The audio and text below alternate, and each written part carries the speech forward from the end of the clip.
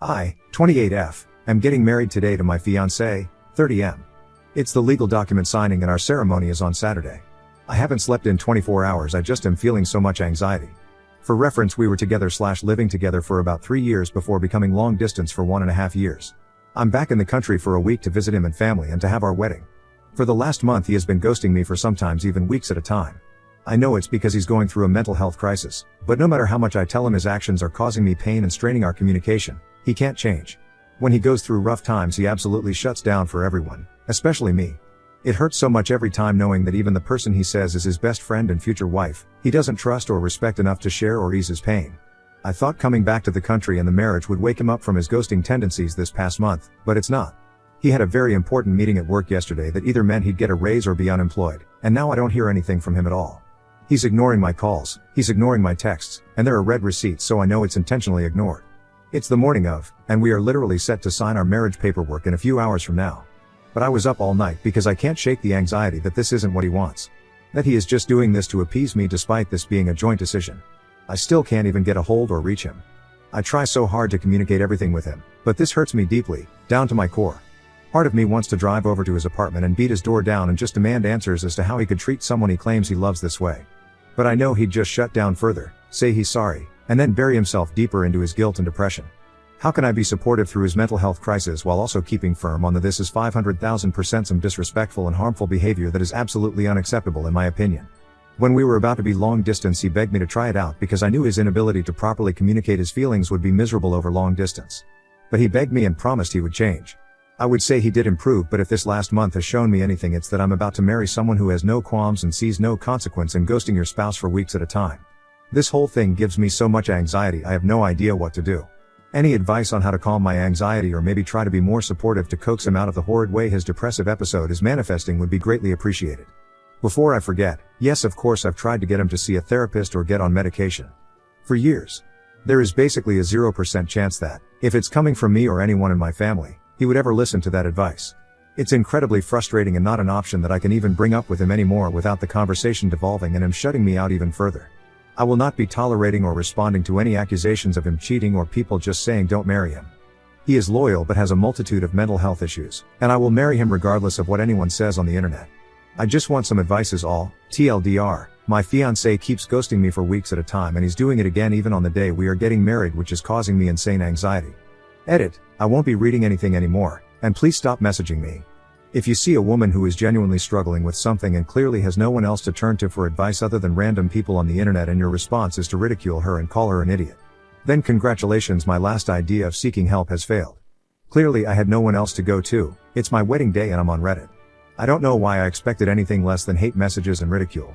Maybe there isn't some magic way to help him through this period of grief, but I didn't think I deserved to be sent all these cruel messages so instantly. To the people messaging me and calling stupid, idiotic, doormat, and that I deserve whatever unhappy life awaits me, you've won. Comment where Op has replied, I see original, he's been ghosting you for the last month and you thought marriage would fix this? You don't want anyone here to tell you not to marry him when that's the most logical and smart decision here.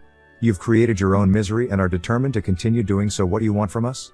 We can't make him unghost you and we can't make you feel better about this decision you know is dumb as hell. You have a man with mental health problems that refuses to get help, that's causing severe relationship issues, and you're willingly signing yourself up, aligning yourself legally to have more of these problems till death do you part? When you have kids and he ghosts you, then what are you going to do? I hope you get what you deserve from this situation. Whatever that entails.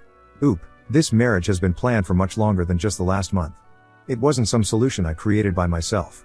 And it isn't no contact for the whole month. Just a week of no contact before he comes back and apologizes for the absence due to unavoidable life events. Then contact for a week before another week of no contact before something else comes up. We spent the whole day together 3 days ago, but because of the meeting yesterday it's now been a day and a half of nothing again. To answer your question of what I'd like, compassion and actual helpful advice was what I was searching for. Not judgment and malice. Update 1, May 2nd, 2024. My life was great. My relationship was great. Until yesterday it suddenly wasn't. The last month felt a bit off, but I didn't think it would lead to this. I still love him intensely. He still loves me intensely. He wants to stay with me, it's just that he says he can't do marriage because he can't untie the trauma he has from the idea of it from his childhood, cult stuff. My mom says I'll be a pathetic fucking loser if I still stay with him regardless and that he'll never be a part of the family. But I want to stay with him regardless. But I don't know if I can live with the constant fear, anxiety, and insecurities that will come from being with someone who can just leave whenever he feels like it. My wedding is on Saturday and my family still wants to have it since it's more of a small family gathering already anyways, since his family wasn't invited due to cult stuff. My life as I know it feels completely over. I don't know what to do. The person I turned to for empathy and compassion turned to me screaming that I'm a fucking idiot. I'm only in the country for my wedding, I live abroad. My new job and my fiancé pressured me and reassured me I should already use my new married name professionally. I'm a teacher and all my kids already know me as his name. Everything sucks and I can't stop sobbing. Edit, to clarify. He left me while we were about to sign the marriage certificate. It's a symbolic left at the altar since there was never going to be an actual altar anyway. I told my mom that the way she phrased her advice/opinion was cruel. She told me she's tired of my drama and doesn't need it in her old age. I already had told her she was right and I knew what she said was right, but just that the way she said it was cruel. She said she no longer cares about maintaining a relationship with me and that it isn't worth the drama at her age. I apologized because she's right. I'm a piece of shit who never saw that this situation hurt and humiliated her too. I wanted to just have this be a nice party with friends and just spend time together. I'm going to try my best to keep my negativity inside so it doesn't spoil the mood and maybe there's a hope to salvage it as a good party. But I think once I return abroad that this will be the last time my mom will ever speak to me again. I don't know how I could repay her for all she spent on this wedding, but hopefully removing myself from her life will maybe make her life more peaceful and less stressful, even if it destroys me. As for him, thank you all so much for your kindness, advice, and perspectives. It truly makes me feel better to read the comments even if they hurt and I deserve it.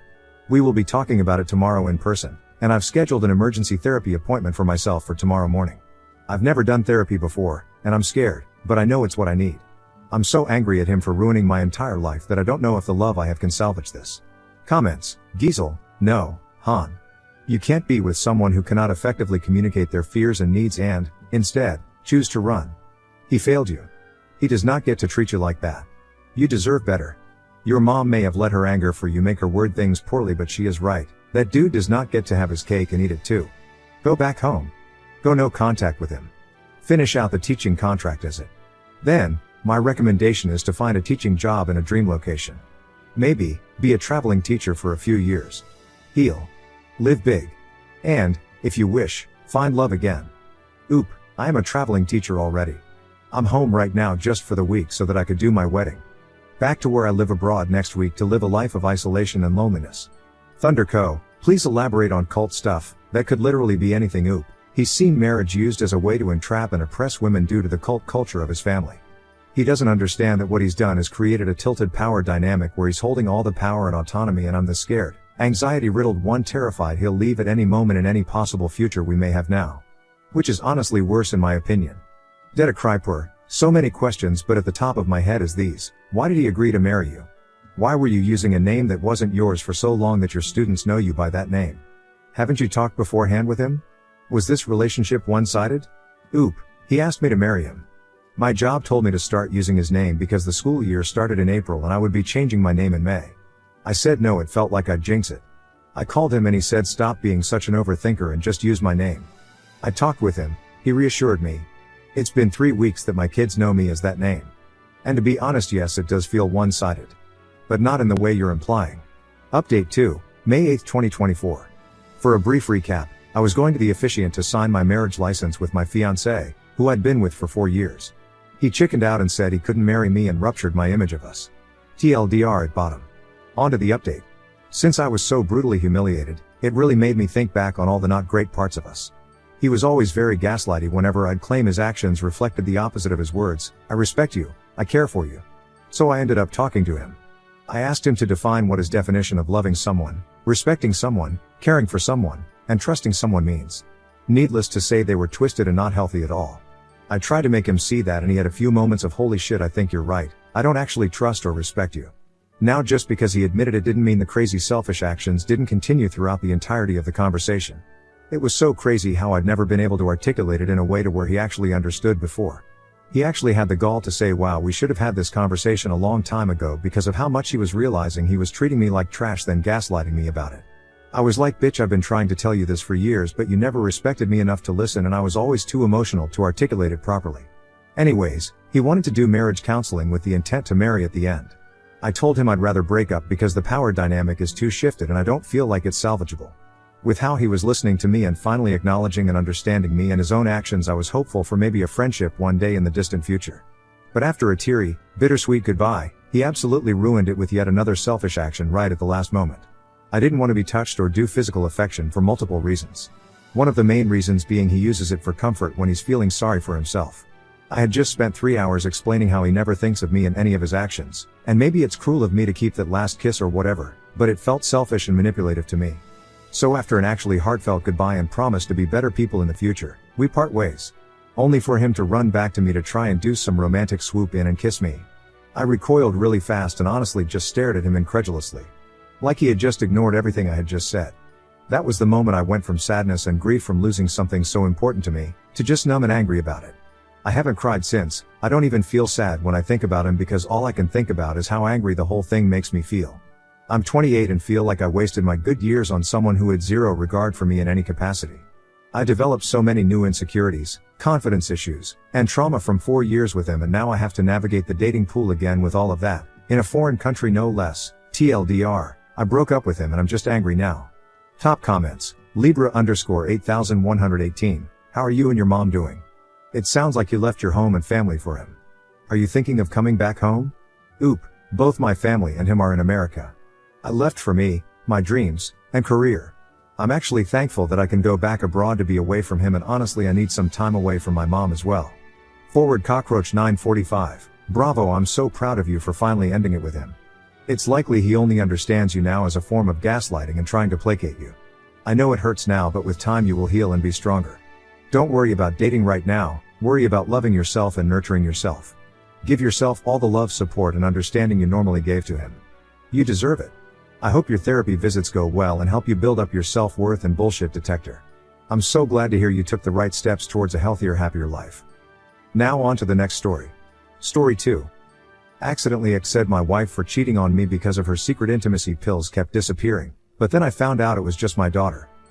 Me, 52M, and my wife, 50F, have been married for 25 years, and are immensely happy. We of course have the normal fights, me not cleaning the bathroom, argue about me losing money on sports betting, her spending twice as much at the shops as we agreed to, etc., but overall have a really happy marriage. Until about 8 p.m. yesterday night. Recently, we've been having a bit of trouble in the bedroom. I don't want to derail the post, but basically sex has naturally slowed down between the two of us in the last couple years. This has really bothered my wife, and bothered me a bit also, I will admit. Once we vocalized the problem, we both agreed we're going to take steps to fix some things. We talked to some doctors, basically all of them wanted to put my wife on some serious medications, which my wife was pretty against. This led to about a year of building what we call our sex drawer filled with products in the kitchen that my wife has tried and tested and likes the ingredients of. It's nothing crazy, literally things like vitamin D, zinc, some Lubrisol soft gels, maca, stuff that has been tried and tested, nothing too wild and all OTC. Now, here's where things start to go downhill. So, my wife naturally takes these products around the times we're going to be getting intimate, or try. Now, I don't like monitor the kitchen drawer, but sometimes I do peek, I know, but I can't help it. About 3-ish weeks ago I noticed a ton of pills and soft gels were disappearing. Me, thinking I'm about to having a pretty good week, I start to get mentally prepared for it. So, about a week after that, I recheck the drawer, and a ton more of the stuff has been taken. I remember thinking that's weird, we haven't done anything recently. About a week later, the same thing happened, tons of pills and soft gels are gone. And I'm not going to lie, I get in my head a bit. Last night, me and my wife are out to dinner. After a couple glasses of wine I ask my wife why she's been taking so much of the stuff in the sex drawer without trying for any intimacy. I asked coming from an angle of both worry, mostly for health, and confusion. Immediately my wife gets insanely defensive, blows off the conversation and tells me she isn't talking about it. This, of course, makes it where now it's the only thing I want to talk about, and while I respect everyone's I don't want to talk about this, I think something like this should probably be fucking discussed. I press a bit, and for about an hour she's not having this convo. Basically, it gets to the point where I just blatantly ask my wife if she's seeing other people. My wife, who has never been aggressive or loud, starts basically screaming at me in this Italian restaurant.